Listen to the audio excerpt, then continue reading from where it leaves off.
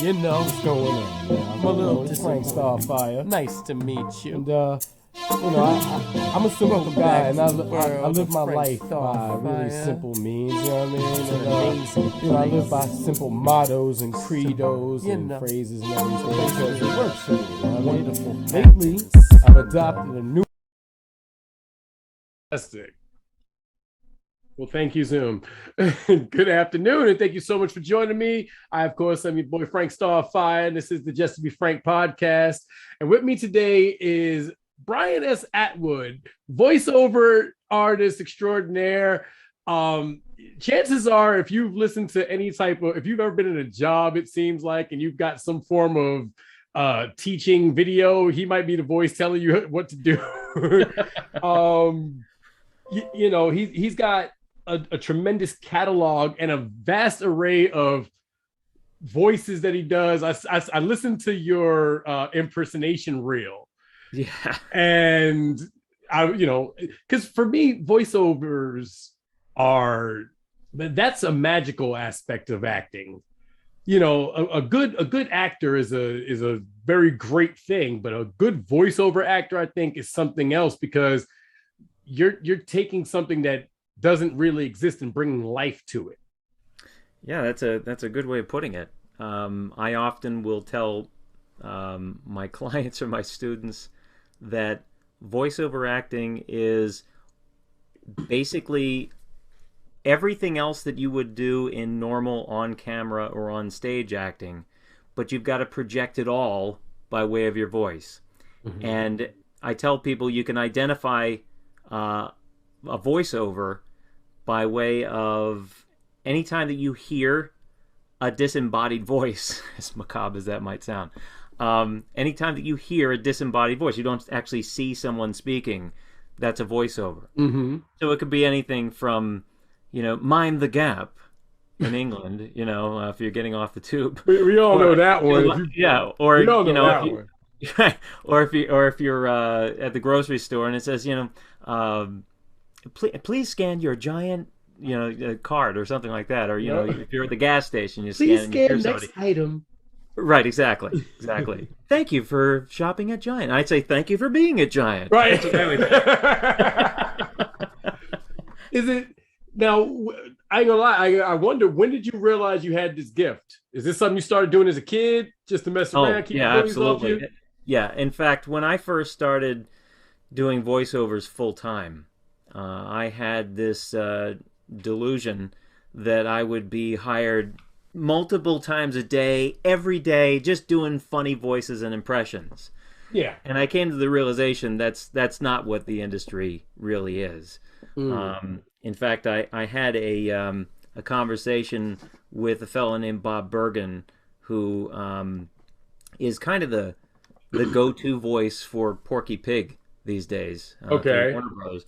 And he's a really terrific guy, and he is he's also a very prolific teacher as well. Mm-hmm. He does basically similar things to what I do. Right. And he told me that, yes, he is, like I said, the man to go to when it comes to Warner Brothers needing Porky Pig's voice. They have some other people that will do it for other smaller projects, but he's the guy.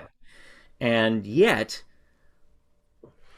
his bread and butter, the thing he pays his bills with, commercials.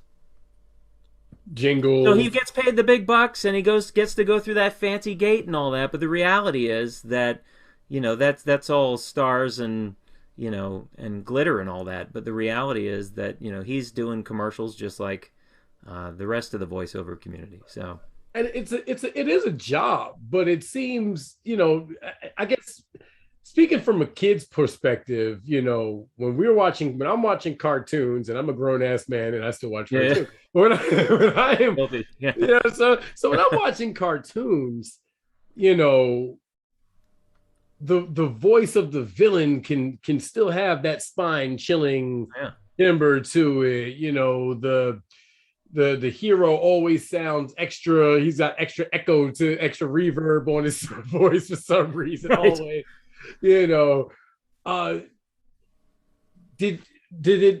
Is it something where you had to learn production as well?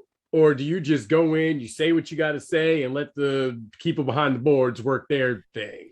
Well, yeah, I mean, the industry has changed drastically in the last, well, let's face it, since the internet has really taken hold. Yeah. So that's what, 20, 25 years 25 now. years or so. Yeah. And which is just, wow, that's mind boggling in itself.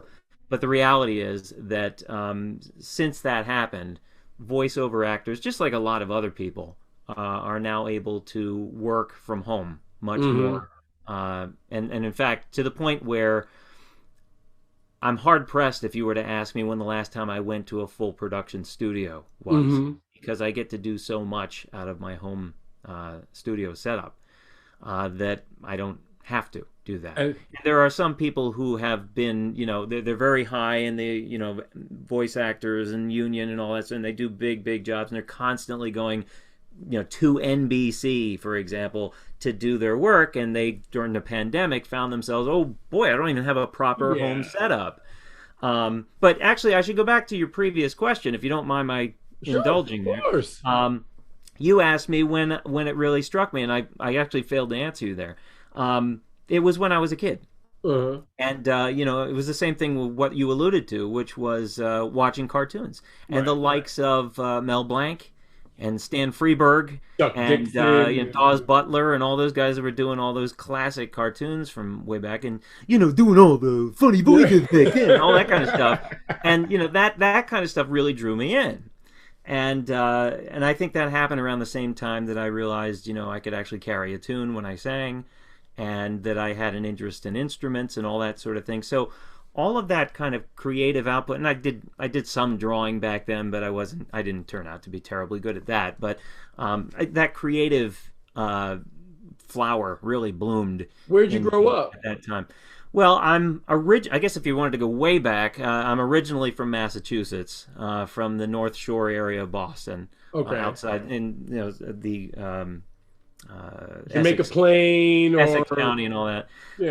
And then when I was probably in the second, third grade, we moved together. The family moved down to Pennsylvania, and we've been in, and we were in Montgomery County. My family's still based down there.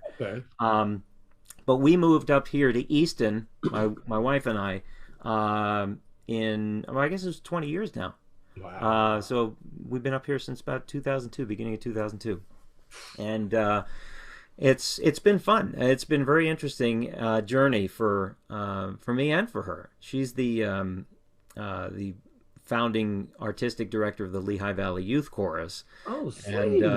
And and she's been doing that for I guess about 8 years now, and really has had a lot of success with it. And she's y'all just got talent in the family. Well, it's fun. It's a lot of fun. You know, we're both singers. We met in a singing ensemble years ago, and we've just been doing it ever since, and just having a great time. That's not to say I haven't held my share of normal people jobs. You know, when I first started off, I too was, you know, washing dishes and, you know, sweeping floors and driveways and sidewalks, getting, you know, cleaning the cracks out of the sidewalk at a restaurant, stuff like that. I worked at a tile factory in the machinery department and mechanics department.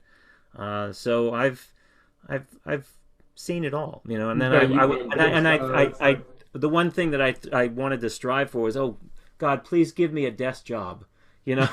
I just wanted something where I didn't wear dirty clothes, and and yet I found that, you know, one of the things I've discovered is that we're all just trying to do our thing, you know, and we're all just trying to get along in the world and trying to get along with each other. And I really enjoy the part of my job now that allows me to interact with people in the capacity of a teacher. And that I meet people from all walks of life doing this. That's how we met. Yeah, exactly. and I love doing that, and I love you know, being. I feel very much like I learn from my students as well, maybe not as much, but, you know, to some degree, as much as I learn. I learn from them as much as they learn from me in some ways, and I love that. Well, I mean, but that, you know, ultimately, I think when teaching, I think that's the goal. It should be, is to be able to reciprocate in the learning aspect I, it's funny. When I first discovered what a voiceover actor was, it was somewhat by accident because Cree Summer was on the TV show A Different World. Mm-hmm. And then I saw that name pop up on, I think it was Tiny Toon Adventures as the voice of Elmira. And I was like, Cree Summer, that's it's very specific. That's a very specific name. Could it be the same person? There was no internet back then. So I had to look through newspapers. Right. I had to go through microfiche. Right. That was the height of technology at that These time. Kids don't I remember nothing about that. That's right. But I found that out, and it was like it dawned on me like, oh wow, like this young lady who's she's an actor on this TV show, and she probably makes X amount of money doing this, but she's still a cartoon character. Mm-hmm. And that's what put it in my mind. I couldn't have been more than 8, 9, maybe 10 years old. Yeah. But I've been hooked ever since. Yeah. Because there was just something magic about the fact that I could see her face, then I could hear her voice, and it was coming out of something completely different. Right. And I like I said, when I was watching, even just simple Bugs Bunny type cartoons when I was a kid, I was always able to kind of pick out the fact that, oh, that voice is being done by whoever it is, the same person who's doing that other voice. Yep. Because there's a timbre in there that sounds the same. I was able to pick up on that kind of stuff. And I kind of came to the realization, there's only really, for men there and for women separately, there's only really, I don't know, half a dozen really different voices that you can do. And it's just a matter of manipulation and, affectations and things like that beyond them. I think it was Dana Carvey, the famous impersonator from SNL. Uh-huh. I think the world of him. Oh, he's great. He's a great impersonator and a great guy. But when he was explaining where he got his impression for George H.W. Bush years ago that he used to do so famously, I think he combined two characters. I can't remember what the second one was, but I remember the first one was Mr. Rogers. So he just would talk like this very carefully and nicely, And then, of course, that turned into George H.W. Bush, gonna die, all that kind of stuff, So you've got different aspects that you can draw from. You've got more of a, like an annoyed old type voice that you can talk with, and then you bring it down more into the chest. So there's all sorts of different techniques, and that's among the things that I will teach people how to use to their advantage, and really to be able to draw from the script what the script tells you should do with the voice. So it shouldn't really be too much of a guessing game in the long run. It's almost as though it just sort of comes to you because you're looking for certain things in the copy and in the direction and whatnot. I mean, I guess that's where a good director comes in handy. That's when a good script has to be in place, Yeah.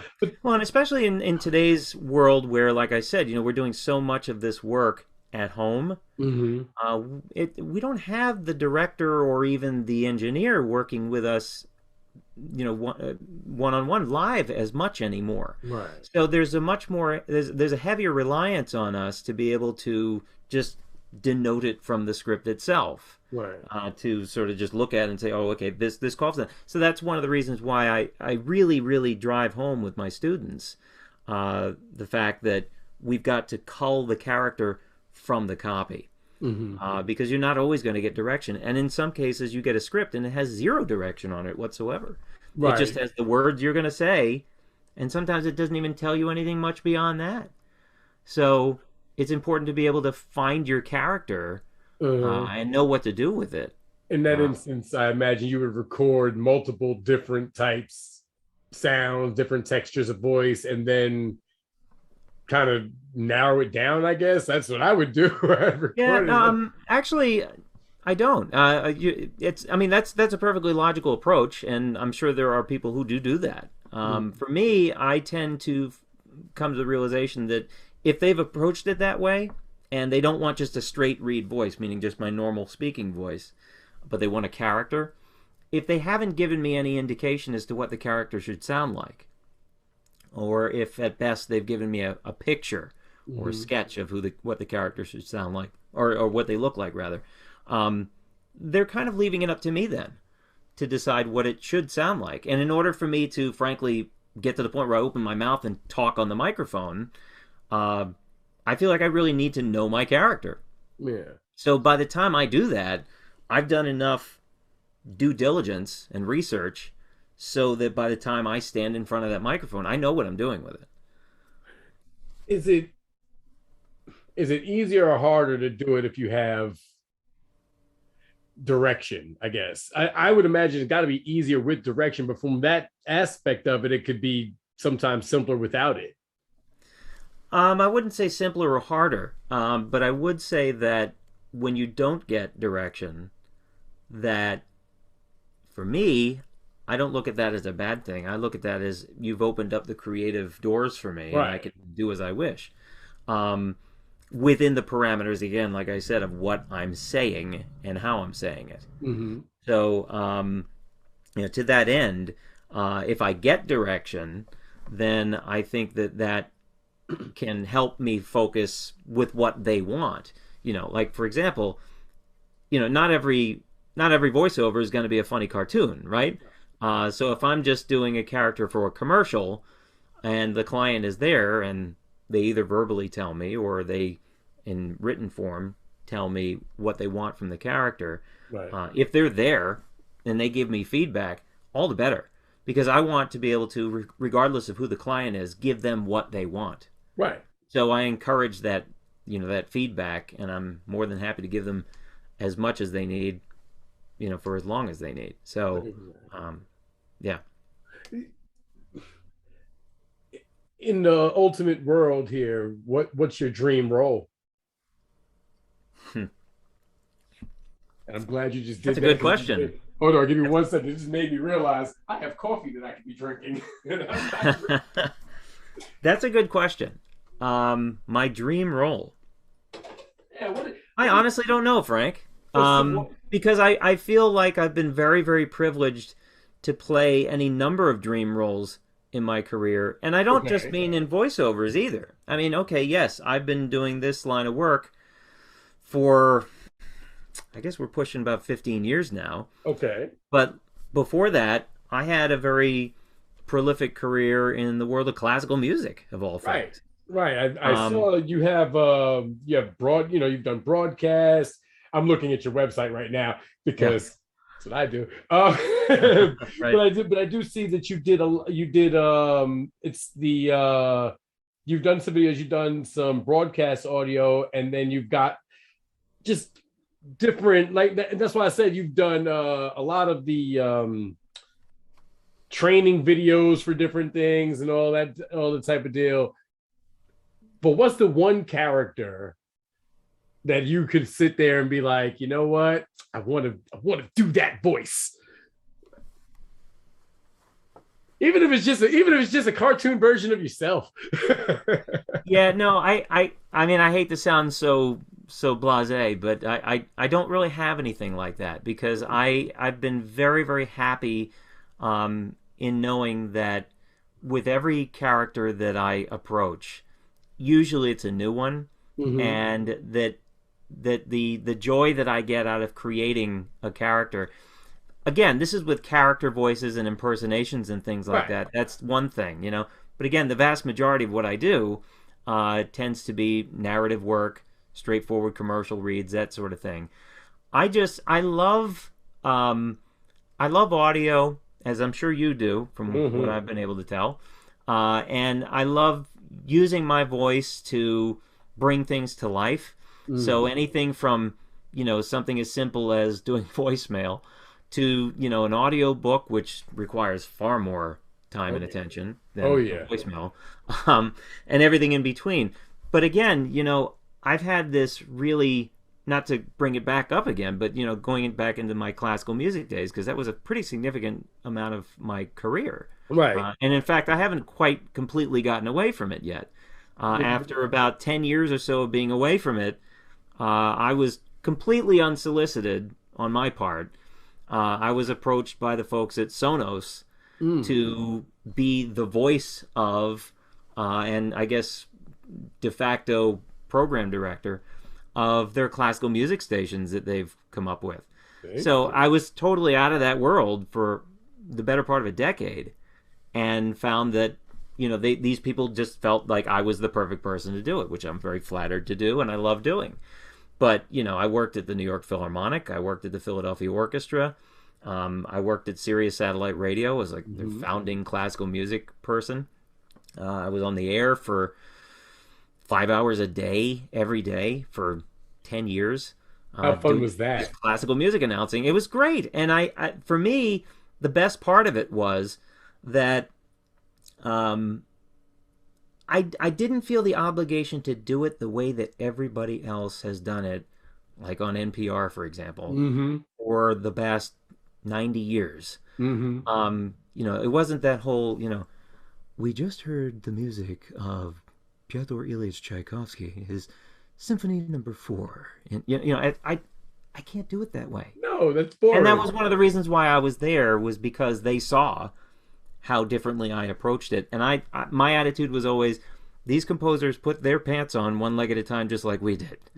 And that they had their stories that they were embarrassed by, or had their personalities that were, you know, inflamed and crazy like the rest of us. So, you know, there's always something to tell, and the music is always, there's a reason why they wrote that piece. So if I can convey that to the listener, so they have something not just to listen to, but something to listen for, that was the key for me. And I always looked at the ideal person that I'd be talking to as being my father. My father had an appreciation for classical music, but only really kind of knew what he knew. Right. You know, he learned about it when he was a kid. He played trumpet when he was in high school. He knew some Rossini overtures, stuff like that. But beyond the norm, he didn't really know much beyond that. But he knew it when he liked it when he heard it, if he liked it. I don't know if that made sense. No, I'm a lot like that myself when it comes to so I felt like if I was going to be introducing something new to the table that he wasn't used to, if I gave him something to listen for, and if I showed my enthusiasm for it on the air, then maybe somebody else would pick up. And I found that a lot of people responded well to that. Well, so I ain't gonna lie, it's not normal. I know maybe a handful of people who listen to the classical station on their thing, but they listen. They love what they hear, and that's, I think it's important to have all this stuff back here. Yeah, it's funny. Most of the classical music I know, weirdly enough, I learned from video games. Because doesn't matter where you learned it from. Yeah, like you learned it and you like it, right? Fallout itself, Bethesda, for some reason, they put some of the coolest Billie Holiday and Bing Crosby songs in their games, and it just can't help but snap along and tap your toe. It's just, it's good music. Music is an amazing art form. It's an amazing, it's one of those things I consider to be like magic. People don't believe in magic, but music can teleport you to any time, any place. And, you know what I'm saying? And it can warm the heart. It can make you feel cold. It has power, and it does. I love it. I agree. I love it. I agree. Yeah, it's been a major part of my life. As I mentioned earlier, I'm a singer. I'm an instrumentalist. In fact, these days I sing with the Lehigh Valley Italian American Band. Nice. Which is funny because a lot of people will say, Brian, I didn't know you were Italian. And I'll say, well, I am on my mom's father's side of the family. But the reality is that I always joke during the performances that we do that the Italian American Band is probably only about 30% Italian. And really, I mean, it doesn't even matter. We have some members who aren't Italian at all. But yes, okay, we do play some Italian music. But for the most part, it's all about we play American music. We play, for instance, among the stuff I do, I sing Frank Sinatra stuff. Okay, that's kind of go-to for Italian American Band, right? Of course it is. But I also do Barry Manilow, too. So, I'm running the gamut for the whole 9 yards. I enjoy that. And after so many years of being a chorister and singing Brahms, and Beethoven and all that kind of stuff. I've actually got a list here that I printed up so that I wouldn't forget of all the incredible, amazing classical music stuff that I've sung over there. It's all right. Handel, John Rutter, drop a hip hop album. Yeah, right, exactly. So, the reality is that after having done all that for so many years, I just wanted to change of pace, and I enjoy singing for the sake of singing these days. So I get to swing with this 30-piece band behind me, and that was one of my life. You talked about what's your dream character that you want to do. Actually, it wasn't so much a dream character as it was like a dream singing gig for me. I wanted to be able to sing with the equivalent of like a big band. Okay. And literally, when I told my wife that I wanted to do that, within 2 weeks, all of a sudden it manifested itself. And I've been doing that for a couple of years now, and I really enjoy it. You know, it's funny. You're the second person today to say something to me about manifesting, and it's very interesting. It's a very interesting concept, and I genuinely believe it does work. You got to speak things into existence. Well, and frankly, I'm also I'm a faithful guy too, and I cantor at my church, and my family, we're very involved with our parish, and for me, I also feel like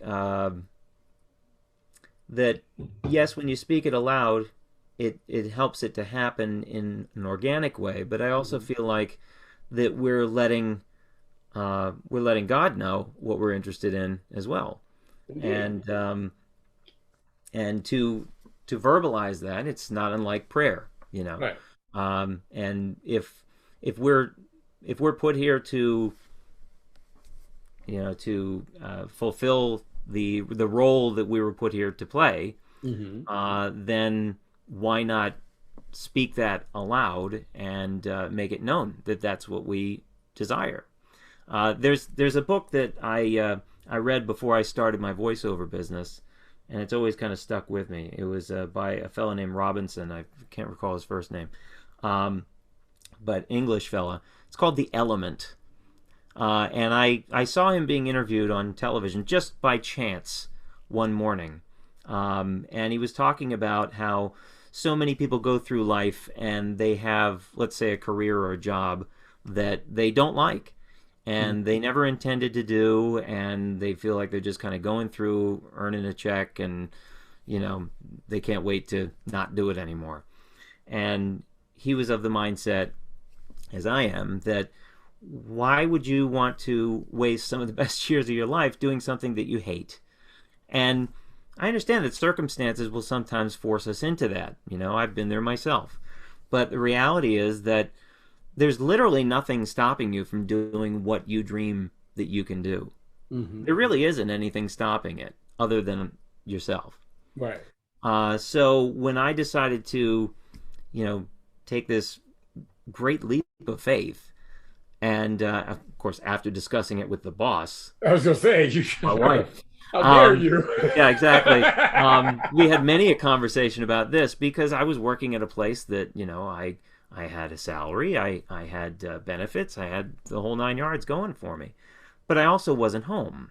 Right. I was commuting into New York, getting up at 4:15 in the morning and getting home at about 9 o'clock at night every single day for years. And we were having children, they were young, and I was never seeing them. Right. So I made the conscious decision to do what I do now, and it was a leap. It was kind of like, okay, I want to try this. I don't know if it's going to work, but now's the time to try. I imagine it was difficult at first. It was challenging at first, yeah. But I had the discipline to say, okay, this is how I'm going to approach this, and I came up with a game plan of how I wanted to approach it. And fortunately for me, it played out well. And I think because I had been in the industry I'd been in, working, for example, at Sirius, where I had a good understanding of broadcasting, I worked with production people and all that sort of thing. I had a little bit of a foot in the door, unlike most people. Right. So that's when and I will say this often when I'm working with students, that I got I had a little bit of a leg up in that respect, and I was able to get work, and both through my talent and through God's grace, I guess I was able to get the work that I got. And after I did, a couple of years down the road, I looked back at my journey that I'd taken, and I said, why did that have to be so hard? Comparatively speaking, of course. Right. Why did that have to be so circuitous, Right. And I didn't think it had to be. So that's one of the reasons why I started teaching it, because I know that I had a slightly easier path than most people, Right. but I also felt like I'd learned some lessons along the way, even in my slightly more straight path, Mm-hmm. and I could pass that along to people, and it wouldn't have to be such a daunting, mysterious True. thing for people if I were to try to teach folks how to do it. It's interesting. The one thing I've taken with me throughout life, the one lesson I definitely learned from my mom and my grandma, and stuck home with me always, it's that manners counts for something, Mm-hmm. and it doesn't cost anything to be polite. Yeah. A lot of people think that they're owed something in this world, and that's their problem. Yeah. A lot of people think that the world owes them something because of this factor or that factor. And the truth is, you genuinely have to work at it. Whatever it may be, you have to work at it. I have a day job. I don't like my day job. You know what I'm saying? Yeah. I want to do this all the time. Yeah. So right. I want to do this all the time. Just have cool conversations with interesting people. That's what I want to do. Right. But I recognize that like you said, circumstances dictate action. Mm-hmm. So, but I sometimes wonder, what would it take for me to make that leap of faith and just go full tilt boogie into doing this, and transition to doing this, doing voiceovers, forging weapons, writing books, because that's what I want to do. Yeah. But what holds me back is fear. Oh, absolutely. And that is that's the driving force in every one of these kind of situations. And I deal with that with every single student that I've worked with. Mm-hmm. And whether they are full tilt on and they say, I want to do this and I'm going to do whatever it takes to do it, or they're hesitant and they're kind of, okay, I'll try it for a while, whatever, and anything in between. But the reality is that this is true for any industry and every human being on earth. Mm-hmm. That the only thing that holds you back from achieving the dream that you're looking to achieve is fear of doing it and mm-hmm. fear of failure. Even if you are the most confident person in the world, the reason why we sometimes get nervous before we do something different or out of the ordinary is because we're afraid. Mm-hmm. We're afraid that we're going to not do it well, or that we're going to fail, or whatever it is. And my attitude is that if you don't try, you're not going to be able to know whether you'd fail or succeed. So that's one thing. Right. And secondly, define fail.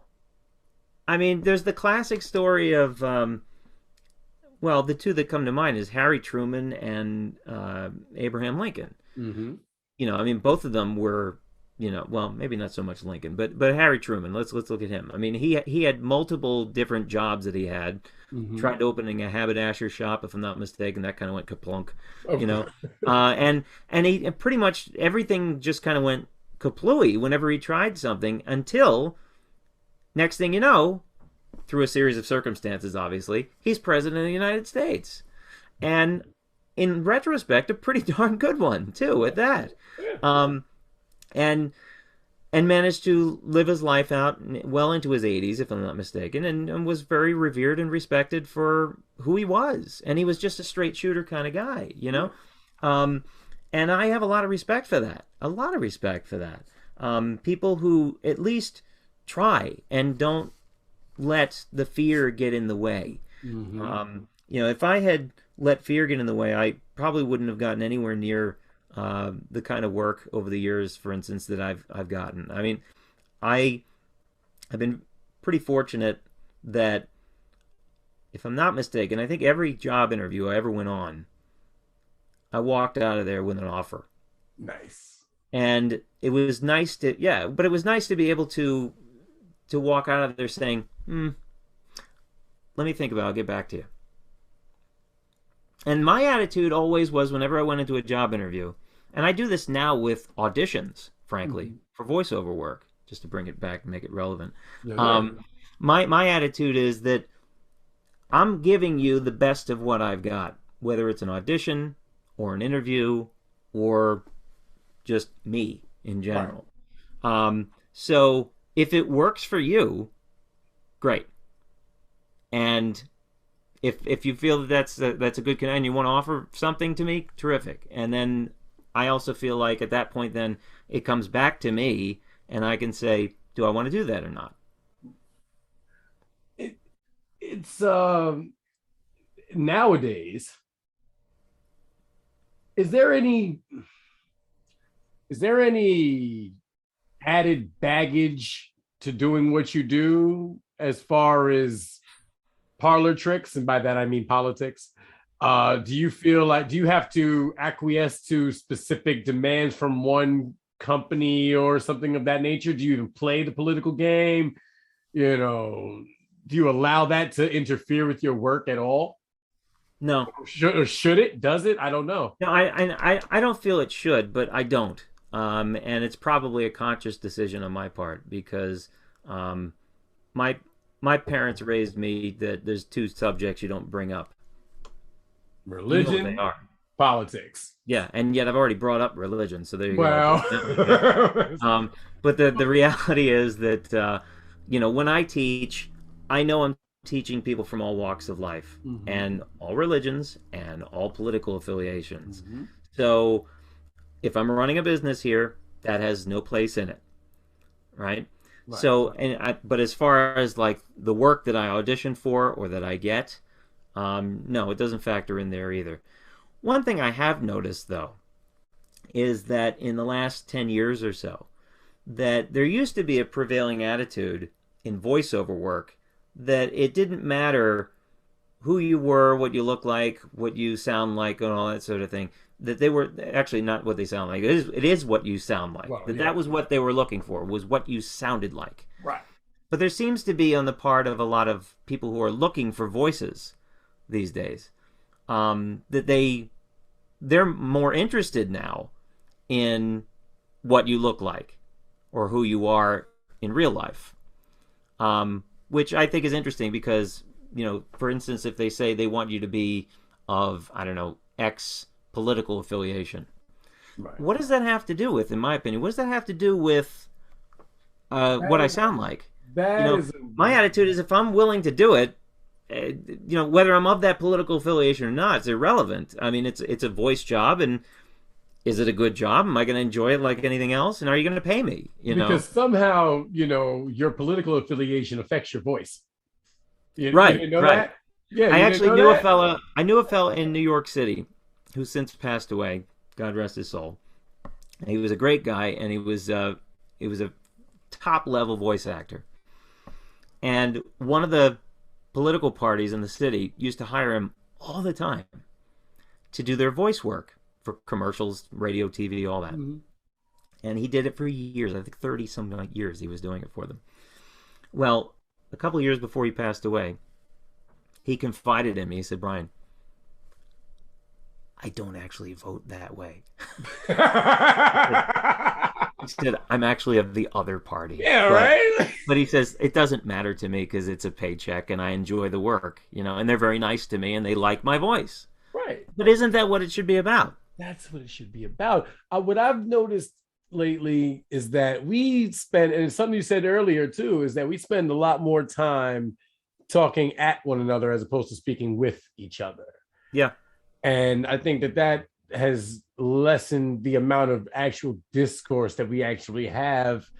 And it's kind of sad that, now I keep calling it parlor tricks, politics is like the forefront conversation for everything, when, and back when I'll be 40 next year. So when I was coming up, we didn't talk politics, we didn't talk religion, and we didn't care what you did in your bedroom.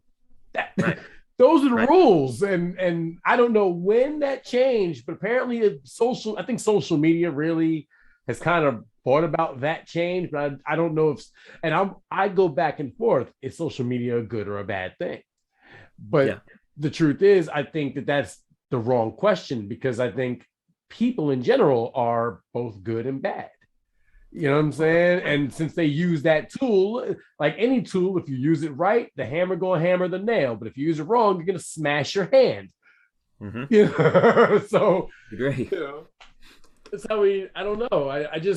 I've often wondered though, if when, because you see the people in Hollywood, and apparently like they always seem to have one political affiliation, and they let you know what that is, and it's exhausting. It is, and I think that like I was saying earlier, I think that all you really do and accomplish in projecting that in business is you basically alienate 50% of your potential clientele. Very much. And I am not my world and my life and my work is not defined by my politics. Right. And I feel like that's my choice, and that's how I choose to go about doing it. And I respect other people if they want to do that differently, but I choose not to bring that into my work. I respect it if it's done in a way that's not overbearing. Say what you feel, believe what you say, but don't shove it in my face. Right. Right. Well, like I mentioned about my faith, I don't shove that in people's Right. faith, to use your words. But it's a part of me. Right. And I like to think that, if I'm playing my part right, that maybe it's noticeable without me saying it. Because I try to, as I think you're suggesting that you do, you treat everybody equally, and you treat everybody with respect. And I certainly try, and I'm very honest. I am a proud pagan who it probably votes very strange, but I genuinely, I just love people, because the way I look at it, and I guess this is just the way I've always looked at things. Religion and God are not the same thing. You know what I'm saying? Religion is a man-made doctrine of faith designed to keep you, there to worship the Lord and whatever. God is God. And God is love. That's all I need to know. And so I figure if I'm approaching everybody with love, and I treat everybody with love, decency, and respect and kindness, they should in turn treat me the same. And maybe, just maybe, that kindness I show them, they'll show to the next person and the next person, and it'll be a nice cycle that keeps going around. That's all I can hope for. Yeah, no, exactly. Not to get into a deep discussion about religion, right? Yeah. Listen, on the Just to Be Frank podcast, we're talking about everything, dude. That's right. I'm all for it, man. I'm all for it. Good for you. Good for you. But that's what what it is. But that's why I enjoy doing this, because I like just learning what people have to say. I love learning what people have on their mind. Yeah. I'm not a traditional journalist in any way. I didn't go to school for it. I just like asking questions. I like having conversations with people. So this is kind of the result of that. Well, that's okay. I went to school for it. I mean, part of my, because I got a dual degree when I went off to school. One of it was in music history, which makes sense, right? Right. And the other part of it was in public relations. Yeah. So, I learned writing press releases and writing for newspapers and all that kind of stuff too. I for a period of time, I almost went into broadcast journalism, which is ironic because now look what I'm doing now. Well, there you go. But, when I got out of school and people said to me, what on earth are you going to do with music history and public relations? Radio. I said, I'm going to go teach these orchestras how to do PR. Makes sense to me. And little did I know they were already kind of doing it. Well, but to a different degree, because when I went there, most of the people who were doing public relations at the major orchestras in the country were former journalists themselves. Mm-hmm. So they were looking at it from the journalistic perspective rather than the true public relations perspective, representing the company in that way. Right.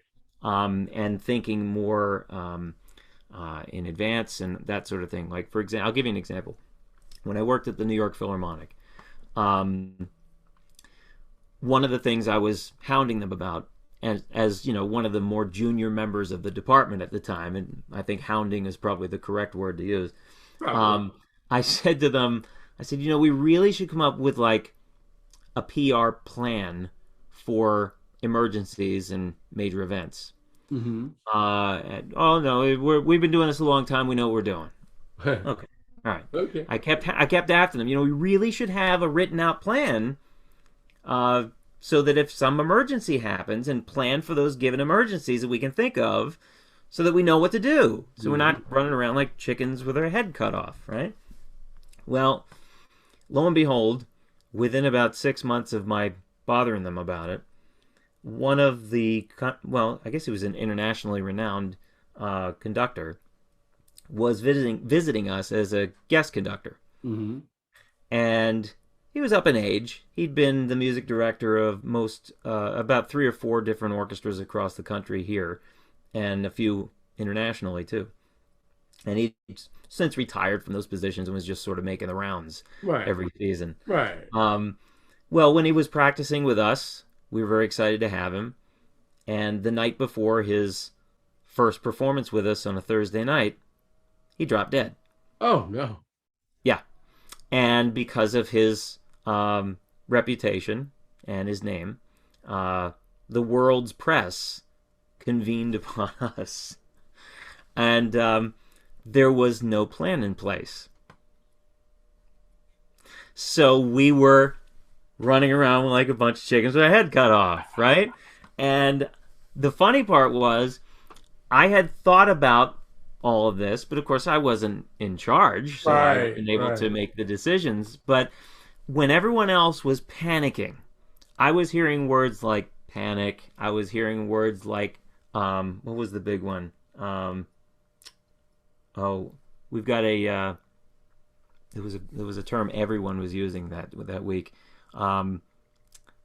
It doesn't matter. It was similar type word. Yeah, right, exactly. As everyone else was doing that, I was kind of calm as a cucumber, because this had been what my training was to handle emergency situations like that. Right. And that was seen by these panickers as being indifferent. Oh, of course. Which I thought was very amusing, you know. So when everything was said and done, my boss brings me into the office and says, you know, it just seemed like you were kind of passive about what was happening. I said, actually, I appreciate and understand why you're saying that, but the reality was I was in my zone. This is what I've been trained to do, and we all should be in that position. And if we just come up with a PR plan for emergencies, we'll be in good shape. Well, don't you know, within the month, we came up with our PR plans for these kind of things. And I would not be the least bit surprised if that little binder that we came up with is still on a shelf. I believe it. In that department right now. Because now, did you become the head of the department after that? No, yeah, right. You'd think, right? Yeah. That just seems the only rational response to that. Yeah, right, exactly. No, but I have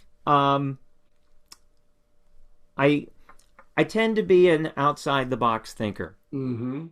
And I like coming up with unique ideas and, you know, implementing them and making them happen. Mm-hmm. And you know, I try to do it so that I'm always keeping in mind what's going to bring joy to other people too. Right. You know, so you know, I had some great ideas that, you know, in every place I've ever worked, I've had some great ideas that some I've been able to implement, and others I haven't, just because there were too many stumbling blocks in the way. But they're still up here, you know, and I still have maybe I can still do that someday, you know. So that's one of the reasons I love working for myself. Right. Because you know, I can, if I want to build my business, I can just start working at it harder and make it happen. And if I want to back off or I want to take some time off, I can do that too. You know, it all comes with its consequences, obviously. You know, when I don't work, I don't earn a paycheck, you know. And that's one of the things that I try to tell people when they're studying with me as a student, that, you know, don't go quitting your day job just yet, you know, when you're starting. Because a lot of people get very excited about, oh, I want to be a voice actor. You know, it's very exciting stuff. And I tell them, you know, pull the reins in. You know? Let's think about this logically here. You know, I don't want you to be irresponsible. Maybe just work part-time for now. Right. And that's what I tell people. I say, you know, let's go through this process. First of all, let's see if you are okay through the process. Right. Because some people are very excited and they get a part of the way through it and they realize, maybe this isn't for me. Good at it. And that's okay. Yeah. You know, I'd actually rather that happen than diving into it and frankly spending tons of money on it. If, you know, and probably not through me, but I've seen people who have gone through other programs where they put all this money up front, which I don't do with people. Right. And they feel obligated to go through the course, even though about halfway through it, they realize this isn't for me, you know, or they're just not cut out for it in their mind, you know. Right. And that's why when I teach people, I don't do it that way. You know, we go week to week. You pay for what you get as you go. Right. And, you know, I do it one-on-one, so I don't do these big group session type things. And we learn, you know, over time how to do it. It's like learning any trade. Yeah. And if we're clicking the right way, then I'm getting a sense of how you're growing and you're getting a sense of your comfort. And, you know, the ideal goal is to, in the end, get you to the point where when you're in front of that microphone in that isolation booth, that you feel, it's right. Turns you feel on. The confidence. You feel the conversationalness coming through. Is that a word? Yeah, I'll make it up a word right now. I'm with it. Works for me. You feel that you are just being you. And that comes through when you hear it. Yes. Yeah, it to does. the listener. And it's an interesting thing to teach people because there's no indicator whether or not they can be good. Like you can hear somebody who might have a good voice, but just because you have a good voice doesn't mean you know how to use it. Right. You know, we've all heard people say to somebody, "Hey, you got a nice voice. You should be on the radio." Yeah. Right. Yeah, no, I honestly, if I had a nickel for every time I've heard people say that, whether to me or to other people, I'd be a very wealthy man. Well, you do have that. You do have the classic radio guy voice. Just your. Oh gosh, don't say that. Yeah, but you know what it is. Your normal. That's your normal. I think you're thinking of this voice. Thank you very much, Frank.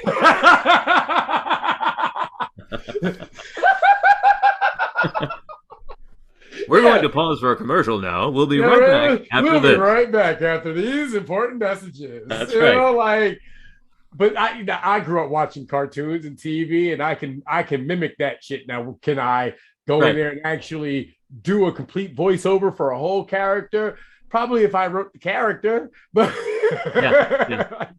no, and I mean that just jokingly, but I'm flattered by the fact that you would say that. When I was first getting into this, I never dreamed in a million years that my normal speaking voice would be of any value to me at all in this business. I really thought when I started that I would be doing funny voices and characters and things like that, and I never thought that anyone would be interested in hearing me just talk. Well, you have a calming voice. You know what I'm saying? Like it's sure, I'll take it. Hey, it's man, a voice that if this was my GPS, I'd have no problem taking the navigation. I don't suspect you're going to drive you off a cliff. You know what I'm saying? No, but like, you need to make sure you take your next left. That's all. Exactly. Right? No, but the fact is that I found over time that it was something. I've had a little bit of a theater background. I've had a little bit of, obviously I've done some singing. I've done a lot of performance type related stuff. That having a microphone in front of me and all the stuff I did, obviously on the air and all that, having that mic in front of me wasn't as daunting as it once was for me. By the time I got to the point where I was doing this, right? So I've always kind of felt like the one thing that everyone seems to look for these days in a voiceover voice is one that sounds casual and conversational. Yeah. And if you can sound, this is the funny thing, is that people will come to me and I teach them how to sound like they normally sound when they normally talk. And you'll be amazed at how often that is a struggle. Because it's as though when they get in front of that microphone, all of a sudden, oh my God, what am I going to, how do I do that? You know what I mean? And I'm going into my mic here. It's funny. And they just get completely thrown by the microphone. Yeah. And I understand that. It can feel intimidating when you haven't done it before. Well, not only that, I think a lot of people nowadays are not as used to conversing with one another. Well, that's another thing, too. You know, and that again, social media is kind of the problem with that because, you know, Twitter is probably a horrible way to communicate with people where you only get 180 characters to say what's on your mind, and that can be read out of context completely. Yeah. And here's the thing about that. And everybody's going to think I'm a Luddite for saying this, but I'll say the truth. I have yet to ever send a text. Wait, what? Let that sit for a second. Wait, I have never sent a text in my life. Message. Correct. Wrap your head around that one, Frank. And here's the thing. Because the reason for that is because I'm not able to grasp the reasoning for why it exists. Because in my mind, there's this fella named Bell about 100 or so years ago who invented this thing called the telephone. Yakety yak. Yeah, where I can actually speak right. to somebody and have my natural inflection. I mean, I'm a voiceover guy. Right. Have my natural inflection say whether I'm angry, happy, sad. I don't have to write sarcasm. You just will hear it, right? Hey, so why on earth would I have? Why would I? And again, everybody's going to make fun of me for listening to this, but the reality is that why would I want to go back and forth 15 times trying to clarify what it was that I was trying to say, when I could just say it once? You hear me. But I think it comes back to what you're saying, is that we've become a very device-oriented society where social media and everything else dictates who we are and what we do. Yeah. And I don't participate in social media either. And yet, I've managed to have a fairly successful career doing what I do. You're really smart, because social media sucks. And my girl will sit here and I don't know if I'm smart as much as I'm just slow. No, you are definitely smarter than everybody else. And I'm going to tell you why. I still have downstairs a 1916 Edison Diamond Disc record player, which I use fairly regularly. And I have all sorts of other audio technology here in the house. In fact, right over here, I've got not only a turntable and a 1936 racetrack radio made by Zenith, but I've also got a reel-to-reel recorder, whoa, a dual cassette deck, wow, a CD player, a DVD player, a Blu-ray player, and any number of other things. I've got my Sonos radio over there, of course, too, right? Wait, hold on. You ain't said nothing about an 8-track, though. I have 8-track tapes, but I don't have a player right now. Oh man! But that's just a sampling right here. Right. You know, this I am an audio guy. Yeah. And I like audio in all its form. And one of the, to go back to the Edison machine. Yeah. Those records were made in a completely acoustic way. Uh-huh. There was no electrical element introduced in the making or the playing back of those records. They sound, if you remove the quality of it from your brain, they actually have the truest recreation representation of sound of anything that exists. You'll never get something like a mains hum out of an Edison record, for example. There's nothing like a record player.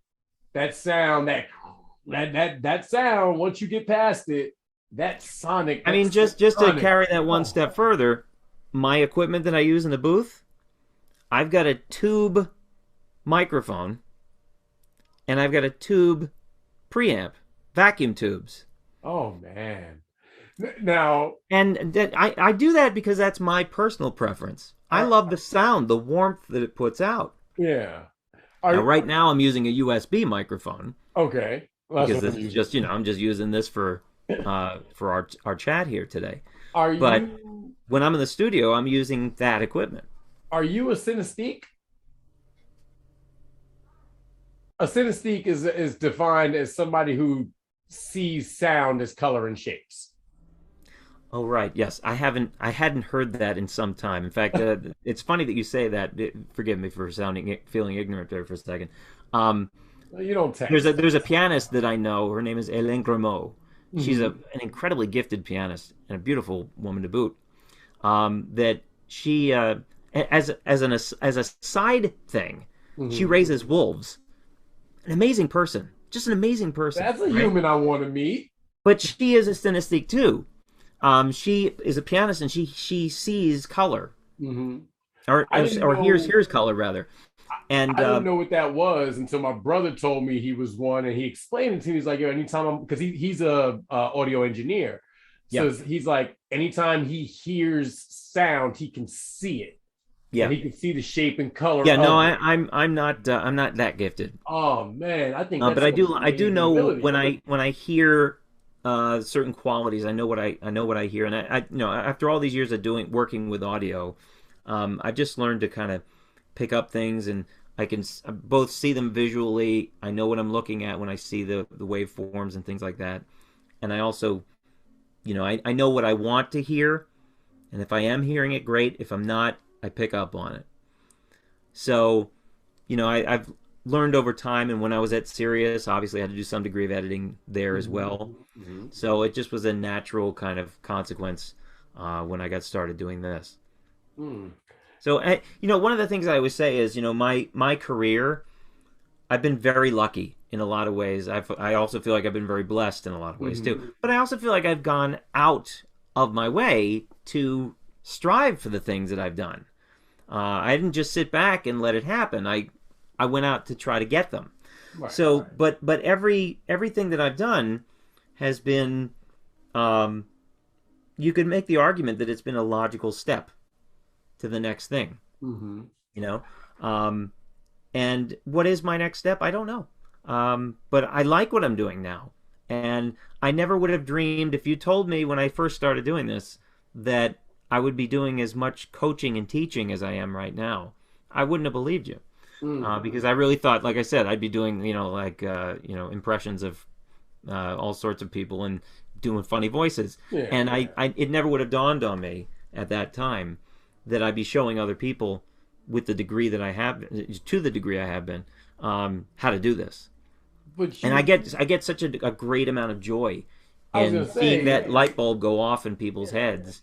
I love doing it. You do seem to really enjoy the teaching aspect of it. When I took the class, like that was one thing that I noticed was that your style of teaching is very infectious. Which class was that, Frank? Maybe that was voiceover class at Lehigh Valley Community College. Online, of course. Northampton Community College voiceover class. Take it.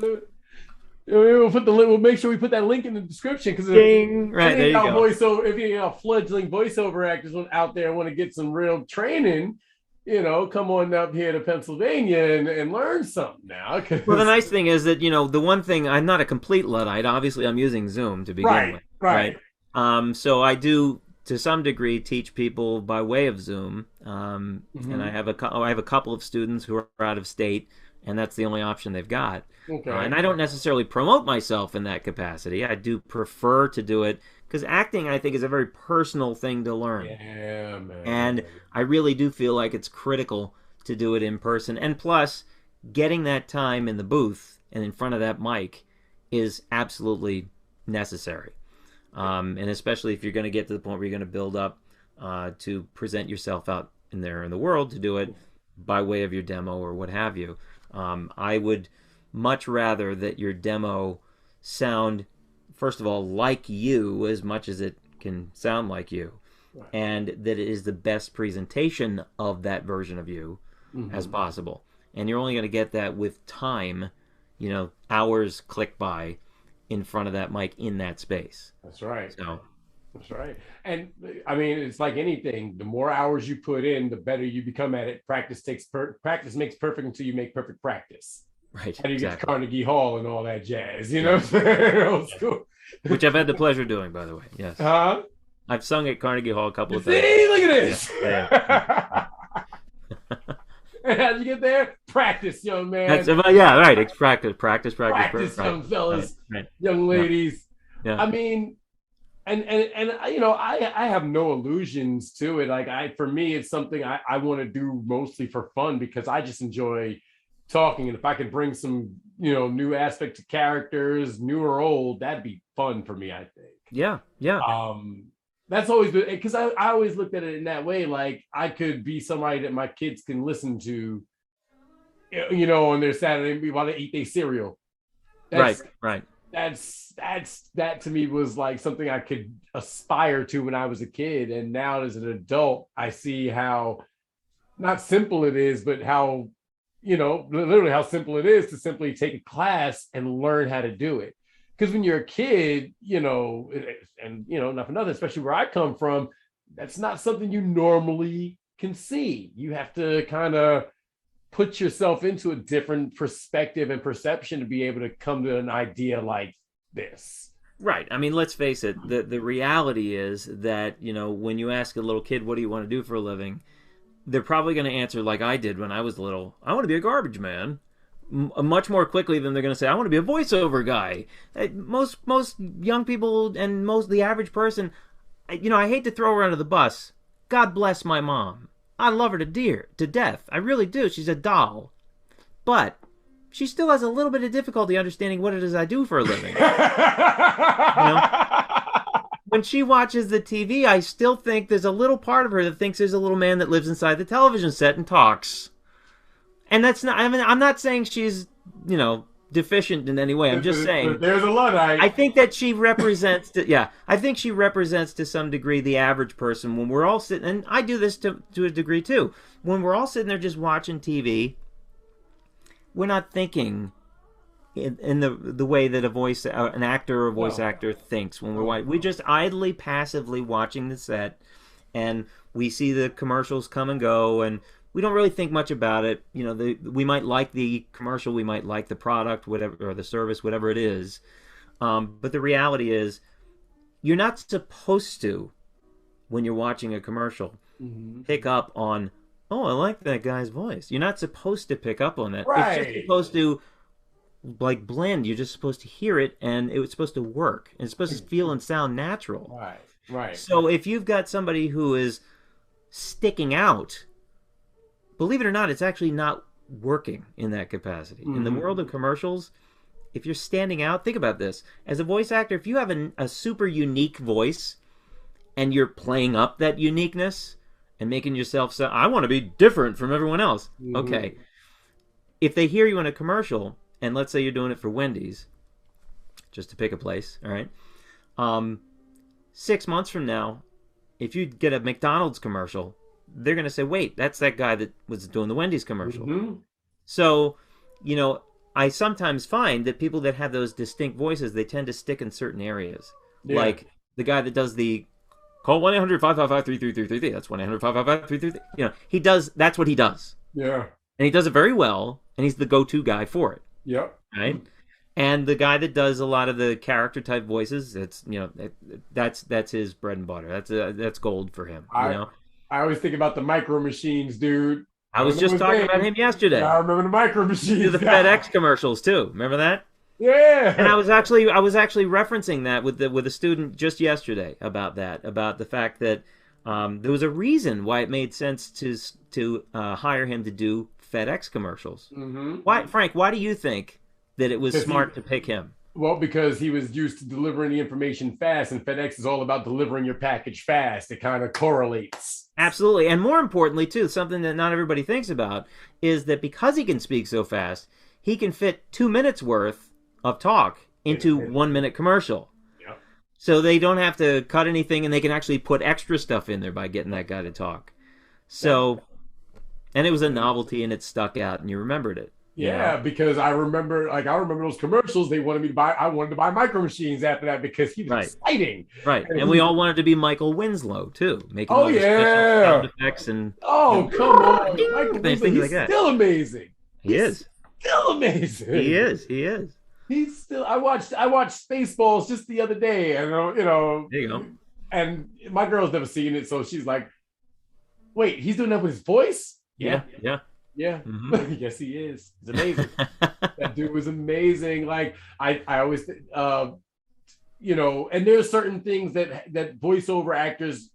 There's like I say, it's a magic because if I'm reading a comic book and it's Batman, Kevin Conroy is the voice in my head when I'm reading Batman's dialogue.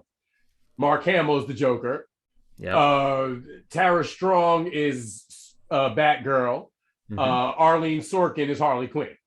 In my brain, that's what I hear. I hear their voices all the time. And what does that say to you about their abilities?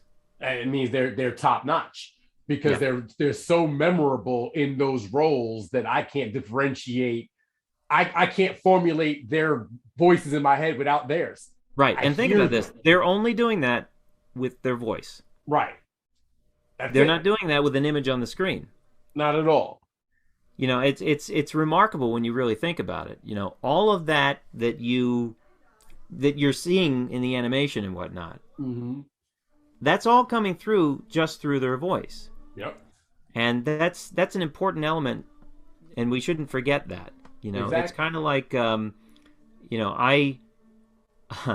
will often tell people that these little tricks and tricks of the trade that we do as voice actors, which I won't divulge here because it's a secret.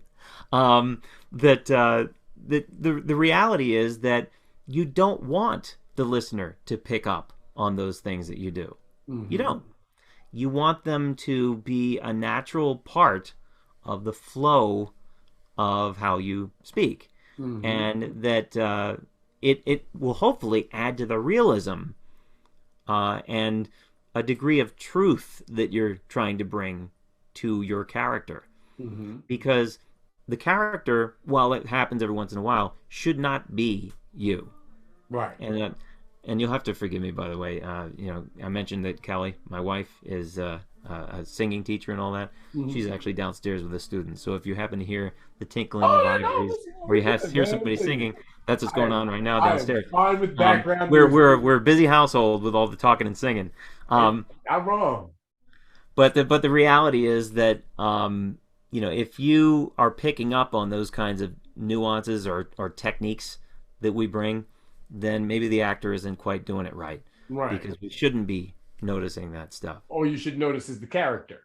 That's right. That's what you should notice. You should be able to hear, like you should believe the character. Yeah, the most important thing to say. And that's what it is, especially when you're a kid. You believe these characters are real.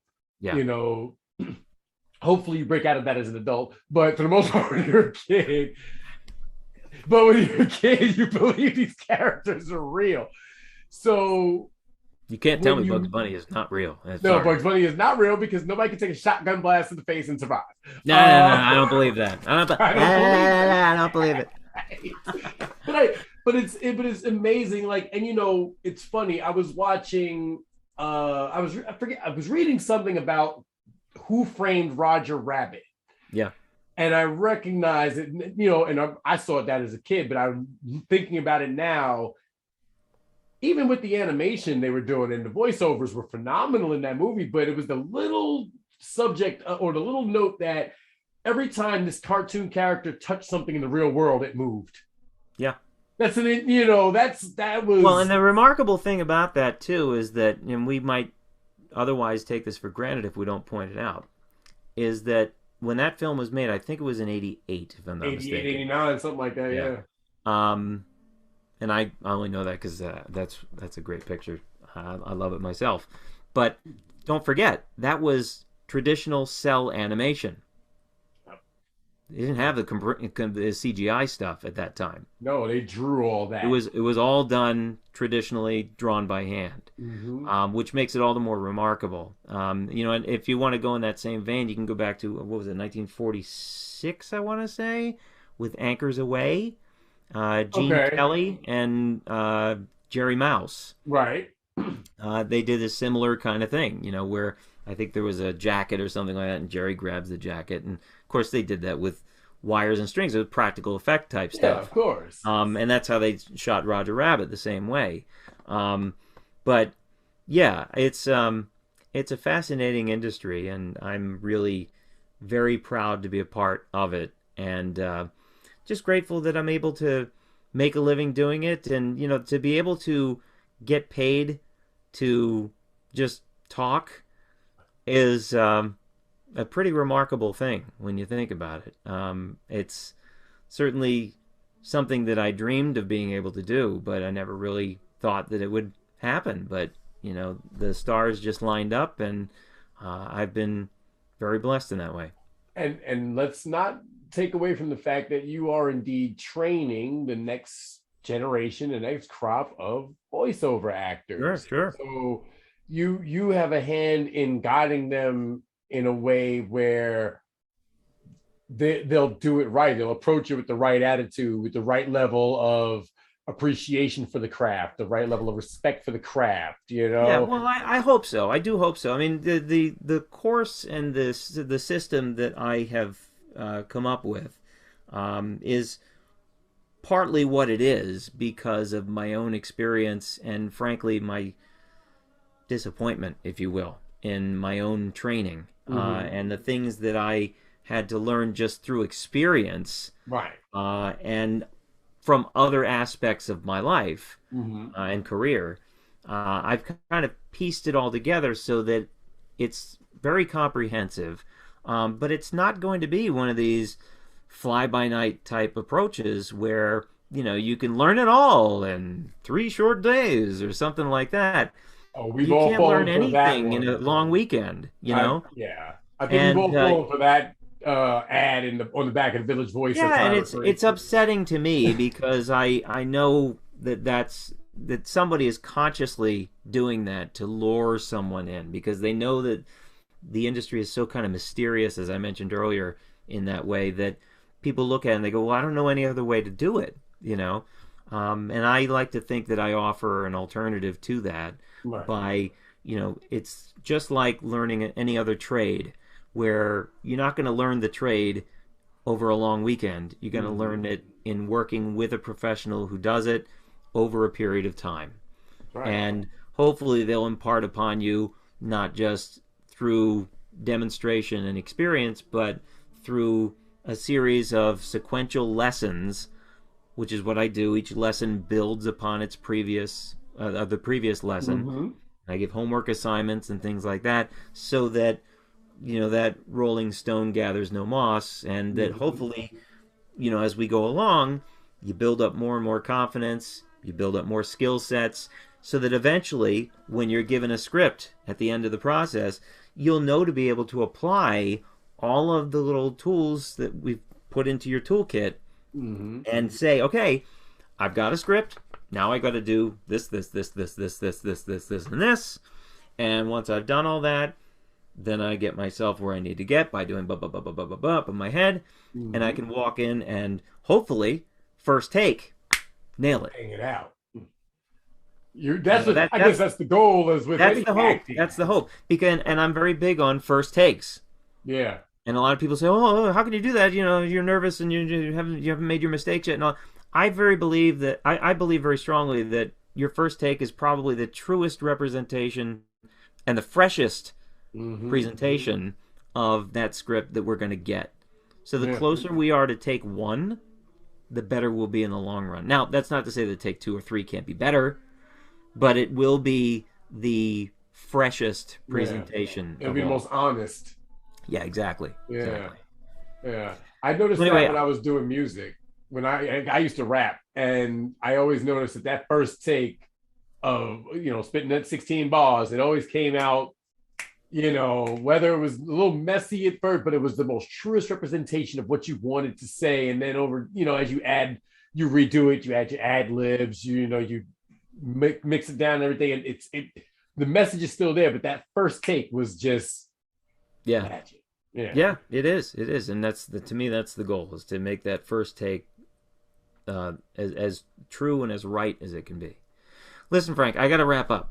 No problem. But if you'll indulge me for a moment, if anyone that's listening is interested, you know, like we've been talking about, I coach people how to do this, and if it's something that you're interested in, you can either look into my class at Northampton Community College, voiceover acting in the Lehigh Valley, I believe it's called, which I teach one night every semester, so during the fall and during the spring. Mm-hmm. But more importantly, if you know that this is something you'd like to explore, as I mentioned, also I teach privately here out of my home studio, and you can find more information about me and my on his website and all that stuff on my website. Yeah, Brian S. Atwood voiceovers.com. Actually, it's briansatwood.com. Yeah. Oh yeah, briansatwood.com. Yeah. Yep. That's it. And you know, you can reach me by phone or by email. Just don't text me. Don't text him, because he's not going to answer. He doesn't know how to do that. We pick up the phone. Oh, I know how to do it. I just choose not to do it. Although you do email, so that's kind of cheating in that. I guess, yeah, you're probably right. But yeah, Brian S. Atwood, ladies and gentlemen, thank you so much for joining me, man. I appreciate it. Yeah, no, so pleasure. Much. We'll drop a link in the description, and of course, it might be up during this entire episode because I haven't figured out how I want to edit it yet. But that's just me. But listen, good sir. Again, I thank you ever so much. Thank y'all so much for joining us here on the Just to Be Frank podcast. You know what to do. Hit that subscribe button. Hit the like button. One love. Abracadabra. Peace. Thank you, sir. No problem.